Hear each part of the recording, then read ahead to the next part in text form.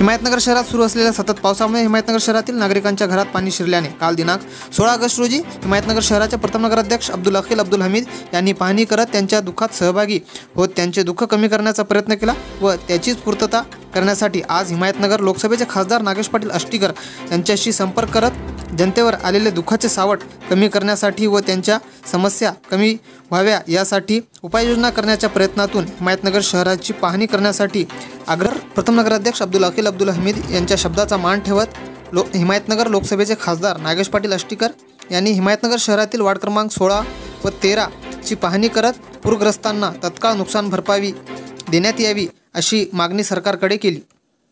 नमस्कार सर, आपण न्यूजमध्ये आपल्या सगळ्यांचं स्वागत। हिमायतनगर शहरामध्ये सतत 2 दिवसापासून सुरू असलेल्या पावसामुळे सर्व नागरिकांना समस्येचा सामना करावा लागत आहे। तरी आज हिंगोली लोकसभेचे खासदार माननीय नागेश पाटील आष्टीकर आपल्यासोबत आहेत आणि त्यांनी हिमायतनगरचा दौरा केलेला आहे। त्यांच्याकडून जाणून घेऊया त्यांची प्रतिक्रिया काय सांगणार सर।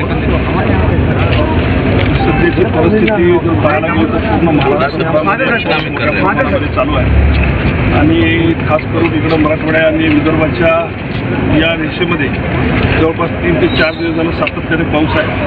पेनगंगा नदी आणि कयाधू नदी दोन्ही दुथडी भरून वाहत आहेत आणि धरणाचंही पाणी जास्त तिथे एक्सेस व्हायला पूर्ण दरवाजे सोडलेले आहेत।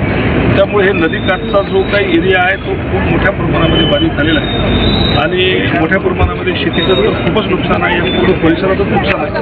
पण आता परिस्थिती अशी आहे की हिमायतनगर असेल, किनवट असेल, आमच्या उमरखेडमधला काही बंदी भाग असेल, त्यातले 7-8-10 गावं, काही हिंगोलीमधले शहरामधले काही गल्ल्या आणि काही असेच बऱ्याचशा याच्यामध्ये लोकांच्या घरामध्ये पाणी घुसलेलं आहे। त्यामुळं लोकांना तात्पुरती राहत देण्यासाठी म्हणून आता आम्ही फिरत आहोत, सगळ्याची समस्या जाणून घेत आहोत। सोबत सगळे प्रशासन सगळं सज्ज आहे, तहसीलदार असतील, SDO असतील, शिवो लोक असतील, सगळे लोक तत्पर आहेत। पोलीस प्रशासनसुद्धा सगळीकडे लक्ष ठेवून आहे आणि गंभीर परिस्थिती आहे। शासनाने याच्यामध्ये ताबडतोब लक्ष घालणं गरजेचं आहे आणि शेतकऱ्याला आणि हे जे काय लोकांच्या घरामध्ये पाणी गेलं त्यांना तातडीने मदत पुरवली पाहिजे, अन्नधान्याची व्यवस्था केली पाहिजे। त्याची मागणी आम्ही कलेक्टर साहेबांकडून केलेली आहे आणि खात्री करून घेऊ की लवकरात लवकर त्यांना मदत पोहोचेल। सर, एकंदरीत उपाययोजना म्हणून तुम्ही तत्काळ कोणत्या पद्धतीने बघताय?